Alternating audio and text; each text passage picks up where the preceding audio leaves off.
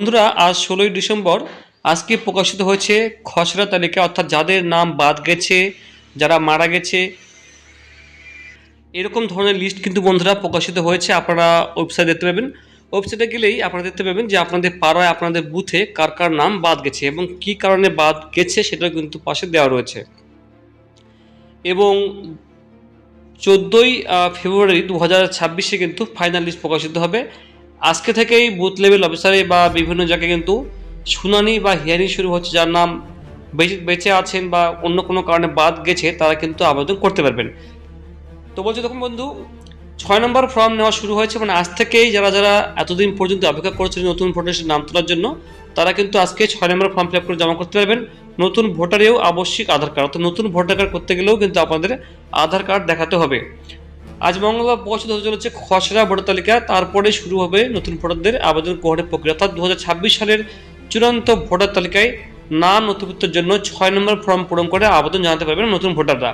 এখানে নতুন, বৃদ্ধ সবাই কিন্তু যাদের নাম বাদ গেছে, কাটা গেছে, তারাও কিন্তু এখানে আবেদন করতে পারবেন। আর এই ফর্মের একটি অংশে এসেছে বড়সড় বদল। ফর্ম পূরণের সময় আবেদনকারীকে উল্লেখ করতে হবে আধার তথ্য, অর্থাৎ পাশাপাশি দিতে হবে একটি ঘোষণাপত্র বা ডিক্লারেশন ফর্মও। আগে যেভাবে অনলাইনে ফর্ম ফিল আপ করা হতো সেই নিয়মে ফর্ম ফিল আপ বন্ধ হচ্ছে না। এখন আপনাকে আধার কার্ডের সঙ্গে অবশ্যই কিন্তু আপনাদেরকে মোবাইল নাম্বার লিঙ্ক করতে হবে।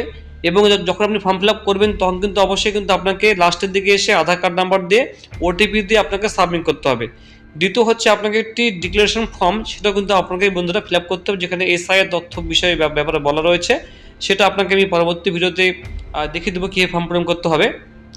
এছাড়া 2002 সালের তালিকায় থাকা কোনো ভোটারের নাম বাদ গিয়ে থাকলে নতুন আবেদনকারী হিসেবে ডিক্লারেশন ফর্মে ওই বছরের তথ্য উল্লেখ করতে হবে।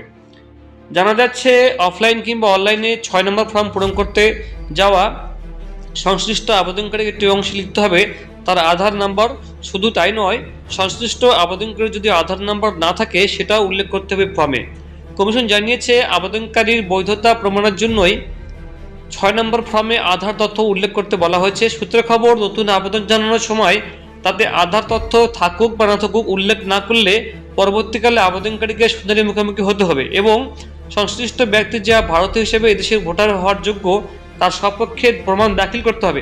ফলে অফলাইন বা অনলাইনে নতুন ভোটার হিসেবে আবেদনের ক্ষেত্রে ফর্মে আধার তথ্য উল্লেখ করা একরকম আবশ্যিক।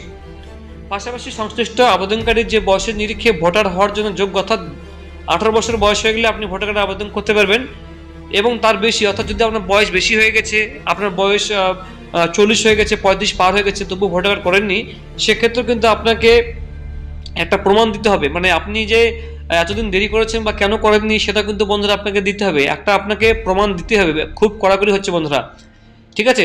এটা কিন্তু প্রমাণের জন্য আপনাকে জন্ম তারিখ বা যে ডেট অফ বার্থ লেখা কিন্তু বাধ্যতামূলক। আর এই জন্ম তারিখের পক্ষে যে 6টি প্রমাণপত্র, অর্থাৎ যে ডেট অফ বার্থ আপনি দিয়ে ভোটার কার্ডটা করতে যাচ্ছেন সেই নিরিখে আপনাকে 6টি প্রমাণ দাখিল করতে হবে, সেটা সুযোগ দেওয়া রয়েছে। তার মধ্যে অন্যতম আধার হচ্ছে, আধার কার্ড দেখলেও কিন্তু আপনার হয়ে যাবে। অর্থাৎ জন্ম তারিখের প্রমাণপত্র হিসেবে birth certificate, pan card, driving licence, সরকার অনুমোদিত বোর্ডের মাধ্যমিক বা উচ্চ মাধ্যমিক স্তরের সার্টিফিকেট এবং পাসপোর্টের পাশাপাশি আধার কার্ডকে স্বীকৃতি দিয়েছে কমিশন। মানে আধার কার্ড দেখালেও কিন্তু আপনার ডেট অফ বার্থটা মান্যতা দেওয়া হবে। এছাড়া আগেই বিজ্ঞপ্তি জারি করেছে কমিশন, অনলাইনে 6 নম্বর ফর্ম পূরণের ক্ষেত্রে আধার কার্ড আবশ্যিক। সংশ্লিষ্ট, মানে এক কথায় বলতে গেলে আধার কার্ড ছাড়া কিন্তু আপনি ফর্ম ফিল আপ করতে পারছেন না।